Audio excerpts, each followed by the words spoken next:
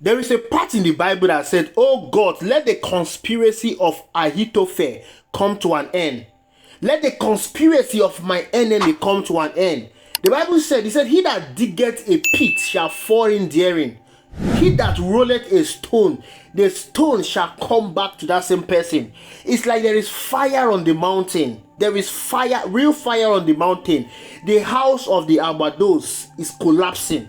You remember the story I brought to you about Hawa Alabura, when she was holding a Twitter space to talk about the Ogun State Road, and some Yoruba miscreants there, they wanted to turn it to an Igbo agenda, that is the Igbos that are sponsoring, they are saying this in, and she cautioned them fully and told them that she is no longer in their business of slandering the Igbo. She will no longer be part of those that are attacking the Igbos, the obedient, the hatred, the tribal hatred, tribal profiling. She's no longer part of it. This lady said that these guys are being paid to do what they are doing online. But in case you missed that part, let me play you that part of where she attacked them. We'll be back. Ronu is telling people that do not let people hijack the missions of people like Hawa for a different agenda. The way Kanu twisted that thing, the way Kanu took that NSAS movement and then used it for a different agenda. Now, if you look at something that happened in Lagos recently, during the election times, right? They fabricated a false messiah. His name was Peter Obi. Put a lot of propaganda about him. Made him look like he's the one that will come and save everything. And a lot of Yoruba youths fell for that scam. How did that end? It ended in an agenda, not only a man that could not even bring unity in a small party called Labour Party.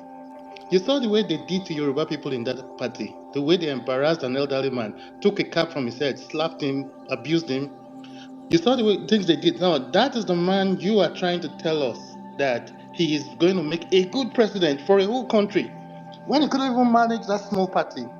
But how did the obedient movement end? The obedient movement end in a reckless attempt to infiltrate into Lagos and Yoruba land politics. Before you go forward, I don't like this attack of obedience because I followed you guys to do that nonsense. No, wait. No, I will let him finish. No, I want to say, I don't want let to him finish. nonsense. I will answer him. Oh my God.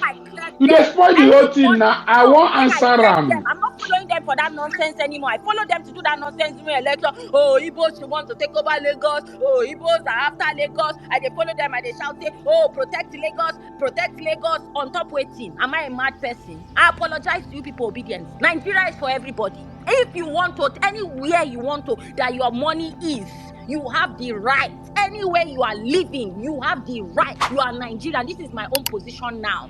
My position has shifted. I will not follow anybody to come and be fighting for Yoruba, for then a group of people to come and be insulting me. No, that cannot happen. Never. All right, you heard that. Now she has come out again and she's saying that the Yoruba Ronu, they are terrorist organization in the making. There are terrorist organization in the making. Do you know what that means? Now, let me give you an instance to what the Yoruba Ronu mean. During the last election, after Bola Ahmed Tinubu lost Lagos to Peter Obi, some group of persons, they went to the streets and they were shouting Yoruba Ronu. And from what I gather, it means Yoruba think. They were not saying that Lagos is Yoruba land. Lagos State belongs to Yoruba people. It doesn't belong to any other ethnic group. We all know that Lagos State is a cosmopolitan city. It encompasses different ethnic groups, different people that came into that city, and they developed that city and made it what it is today. But because of tribal hatred, because of tribal sentiment, after Bola Ahmed Tinubu lost the election, some group of persons went on the streets in Lagos and they were propagating hatred. They were doing tribal profiling. They were profiling the Igbo race because of Gbadebo Rosevival. Gbadebo Rosevival was contesting for the governorship election under the Labour Party.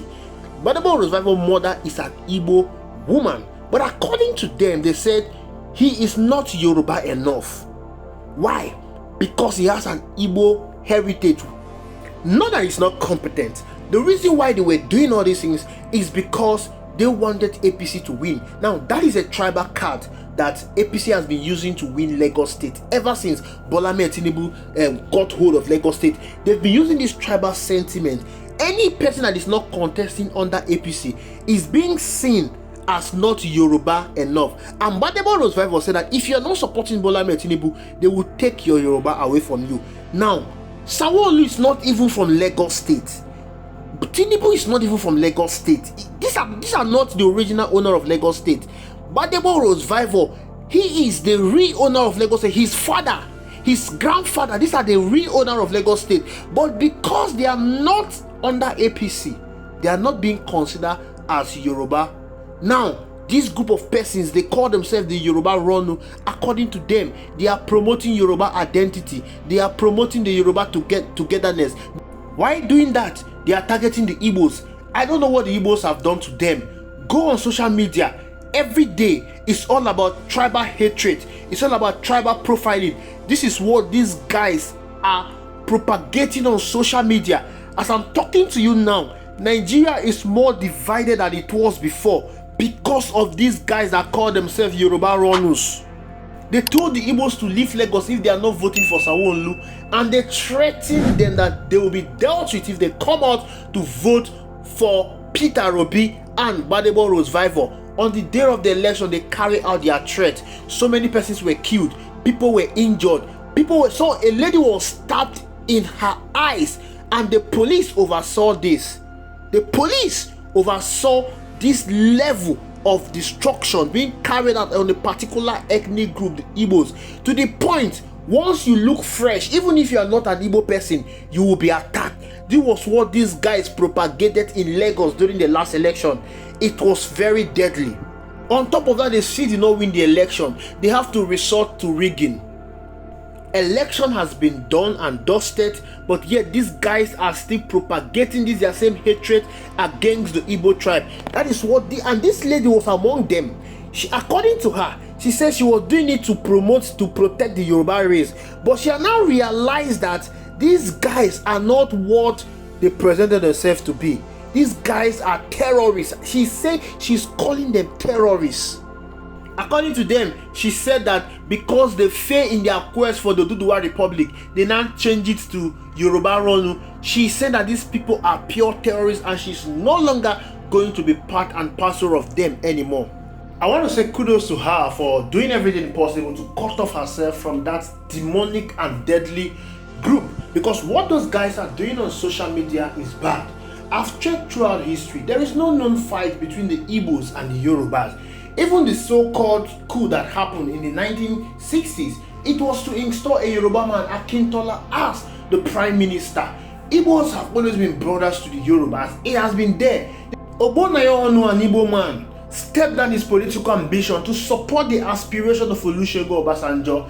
When Abiola contested the election, Igbo voted massively for him. I wonder where all these ones are coming from. There is no day you will go on social media without seeing one tribal tweet or the other. These people are not talking about the progress of this country. These people are not talking about the politics of this country. Nigerians are hungry. Bola Ahmed Tinubu is mismanaging the resources of this country. Ever since he became the president of the Federal Republic of Nigeria, Nigeria has seen hardship from one level to the other. They are not even talking about the betterment of this country. All they keep talking about is tribal hatred, tribal profiling, and it's becoming too much, tiring and sickening. And you must understand that these things are politically motivated. They are sponsored, because these things are only seen on Twitter.